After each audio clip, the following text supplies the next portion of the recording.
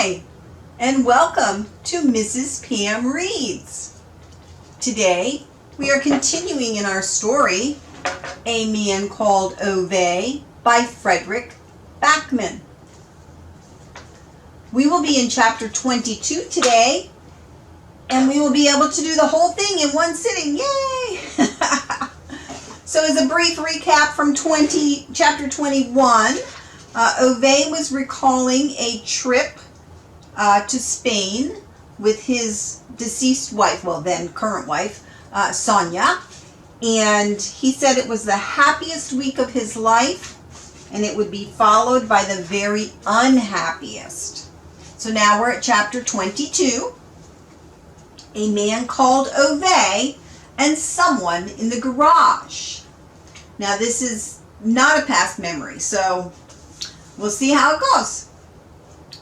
Ove and the cat sat in silence in the sob outside the hospital.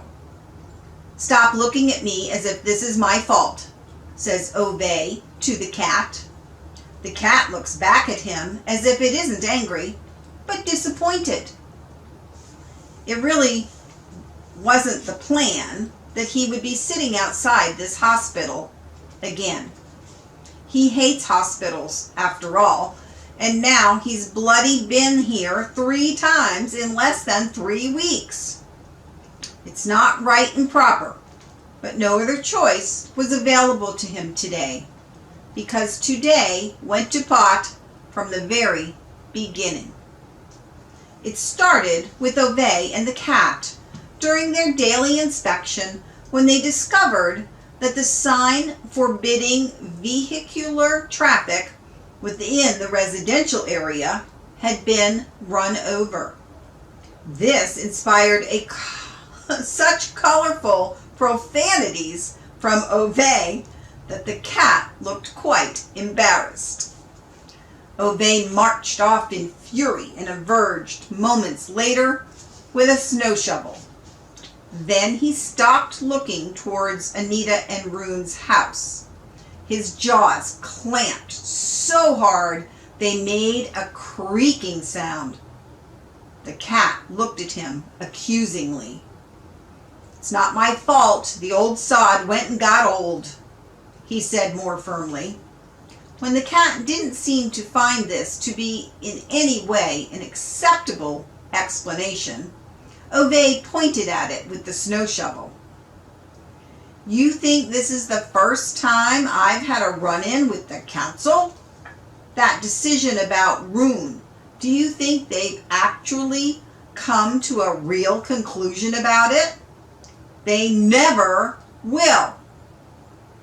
It'll go to appeal, and then they'll drag it out and put it through their S-word bureaucratic grind. You understand? You think it'll happen quickly, but it takes months, years. You think I'm going to stick around here just because that old sod went all helpless?" The cat didn't answer. "You don't understand. Understand?" Ove hissed and turned around.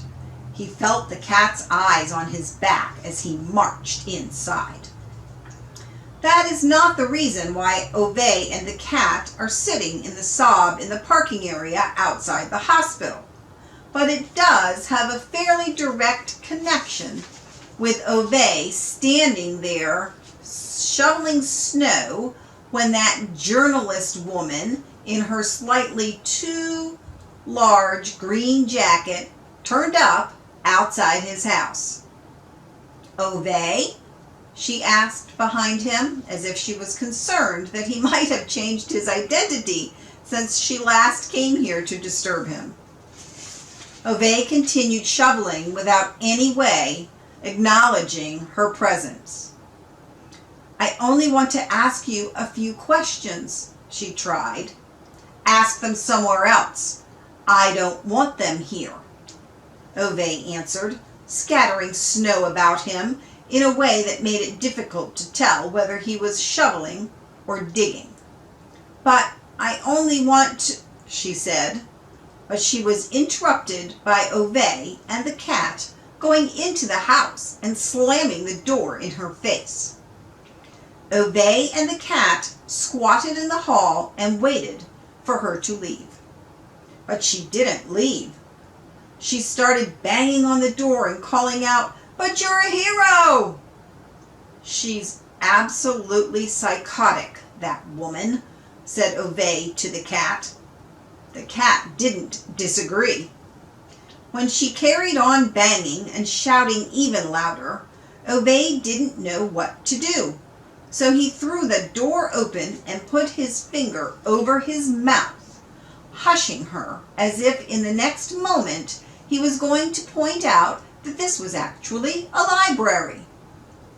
She attempted to grin up at his face, waving something that Ove instinctively perceived as a camera of some sort, or something else. It wasn't so easy knowing what cameras looked like anymore in this bloody society. Then she tried to step into his hall. Maybe she shouldn't have done that. Ove raised his big hand and pushed her back over the threshold as a reflex, so that she almost fell headfirst into the snow. "I don't want anything," said Ove. She regained her balance and waved the camera at him while yelling something. Ove wasn't listening. He looked at the camera as if it were a weapon, and then decided to flee.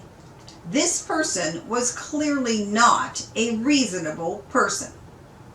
So the cat and Ove stepped out of the door, locked it, and headed off as quick as they could towards the parking area.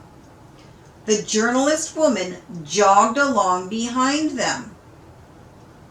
To be absolutely clear about it, though, no part of this bears any relation to why Ove is now sitting outside the hospital. But when Parvana stood knocking on the door of Ove's house 15 minutes or so later, holding her 3-year-old by the hand, and when no one opened, and then she heard voices from the parking area, this, so to speak, has a good deal to do with Ove sitting outside the hospital.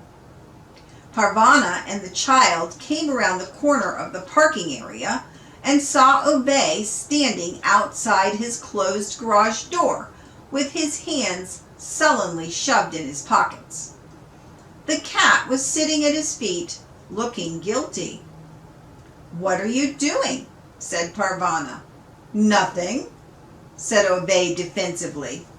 Some knocking sounds were coming from the inside of the garage door. "What was that?" said Parvana, staring at it with surprise. Ove suddenly seemed extremely interested in a particular section of the asphalt under one of his shoes. The cat looked a bit as if it were about to start whistling and trying to walk away. Another knock came from the inside of the garage door. "Hello?" said Parvana. "Hello?" answered the garage door. Parvana's eyes widened. "Christ, have you got someone locked in the garage, Ove?" Ove didn't answer. Parvana shook him as if trying to dislodge some coconuts. "Ove!" Yes, but I didn't do it on purpose, for God's sake," he muttered and wriggled out of her grip. Parvana shook her head. "Not on purpose?" "No, not on purpose," said Ove, as if this should wrap up the discussion. When he noticed that Parvana was obviously expecting some sort of clarification, he scratched his head and sighed. "Her.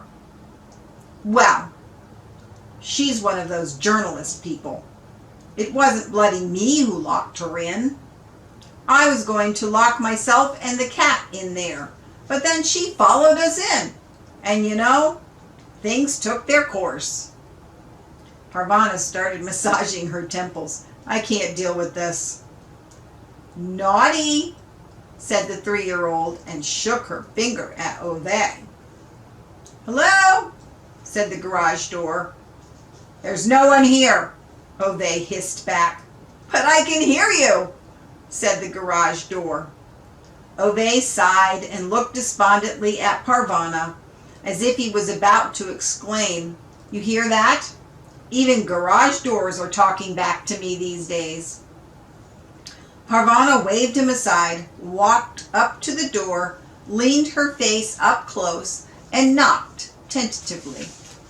The door knocked back, as if it expected to communicate by Morse code from now on. Parvana cleared her throat.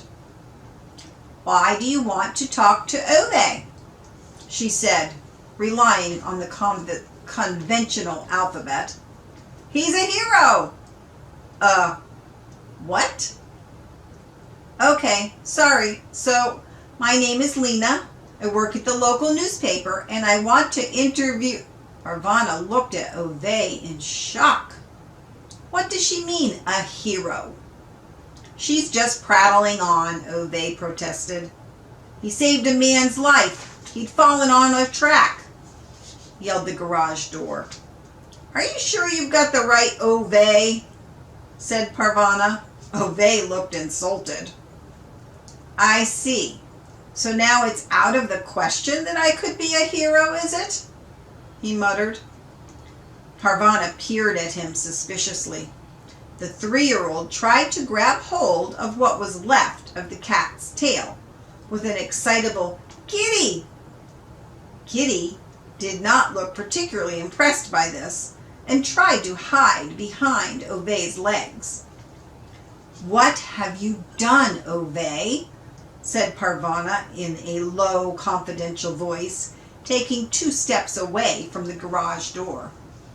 The 3-year-old chased the cat around his feet. Ove tried to figure out what he should do with his hands. So I hauled a suit off the rails. It's nothing to make a bloody fuss about," he mumbled. Parvana tried to keep a straight face. "Or giggle about, actually," Ove said sourly. "Sorry," said Parvana. The garage door called out something that sounded like, "Hello? Are you still there?" "No," Ove bellowed. "Why are you so terrifically angry?" the garage door wondered. Ove was starting to look hesitant. He leaned towards Parvana. "I don't know how to get rid of her," he said, and if Parvana had not known better, she might have concluded that there was something pleading in his eyes. "I don't want her in there on her own with the sob," he whispered gravely. Parvana nodded in confirmation of the unfortunate aspects of the situation. Ove lowered a tired, mediating hand between the 3-year-old and the cat before the situation went out of control around his shoes. The 3-year-old looked as if she was ready to try to hug the cat. The cat looked as if it was ready to pick out the 3-year-old from a lineup at the police station. Ove managed to catch the 3-year-old, who burst into peals of laughter. "Why are you here in the first place?" Ove demanded of Parvana, as he handed over the little bundle like a sack of potatoes. "We're taking the bus to the hospital to pick up Patrick and Jimmy," she answered. She saw the way Ove's face twitched above his cheekbones when she said bus. Parvana began, as if articulating the beginnings of a thought. She looked at the garage door, then looked at Ove. "I can't hear what you're saying. Talk louder," yelled the garage door. Ove immediately took 2 steps away from it. At once, Parvana smiled confidently at him, as if she had just worked out the solution to a crossword. "Hey, Ove, how about this? If you give us a lift to the hospital, I'll help you get rid of this journalist, okay? Ove looked up. He didn't look a bit convinced. Parvana threw out her arms. Or, I'll just tell the journalist that I can tell a story or two about you, Ove, she said, raising her eyebrows. Story? What story? The garage door called out and started banging in an excited manner. Ove looked dejectedly at the garage door. This is blackmail, he said desperately to Parvana. Parvana nodded cheerfully. Ove attacked a clown, said the 3-year-old, and nodded in an initiated way at the cat, clearly because she felt that Ove's aversion to the hospital needed further explanation to whoever was not there the last time they went. The cat seemed not to know what this meant, but if the clown had been anywhere near as tiresome as this 3-year-old, the cat didn't take an entirely negative view of Ove hitting someone. And so, this is the reason why Ove is sitting here now. The cat looks personally let down by Ove making for it to travel all the way in the back seat with the 3-year-old. Ove adjusts the newspapers on the seat. He feels he's been tricked. When Parvana said she'd get rid of the journalist, he didn't have a very clear idea of exactly how she'd manage it. Obviously, he didn't have expectations of the woman being conjured away in a puff of smoke, or knocked out with a spade, or buried in the desert, or anything of that kind. In fact, the only thing Parvana had done was to open the garage door, give that journalist her card, and say, "Call me, and we'll talk about Ove." Was that really a way of getting rid of anyone?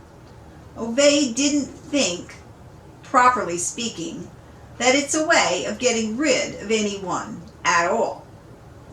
But now it's too late, of course. Now, damn it, he's sitting here waiting outside the hospital for the 3rd time in less than a week. Blackmail, that's what it is. Added to this, Ove has the cat's resentful stare to contend with. Something in its eyes reminds him of the way Sonia used to look at him. They won't be coming to take Rune away. They say they're going to do it, but they'll be busy with the process for many years, Ove says to the cat. Maybe he's also saying it to Sonia, and maybe to himself. He doesn't know. At least stop feeling so sorry for yourself. If it wasn't for me, you'd be living with the kid, and then you wouldn't have much left of what you have now for a tail. Think of that. He snorts at the cat in an attempt to change the subject. The cat rolls onto its side, away from Ove, and goes to sleep, in protest. Ove looks out the window again. He knows very well that the 3-year-old isn't allergic at all. He knows very well that Parvana just lied to him so she wouldn't have to take care of the cat annoyance. He's not some bloody senile old man. And that is the end of chapter 22. Goodness, Ove's a busy guy, isn't he? All right, you guys. Thank you for joining me for Mrs. PM Reads. I hope you have a wonderful rest of your day, and I will see you next time.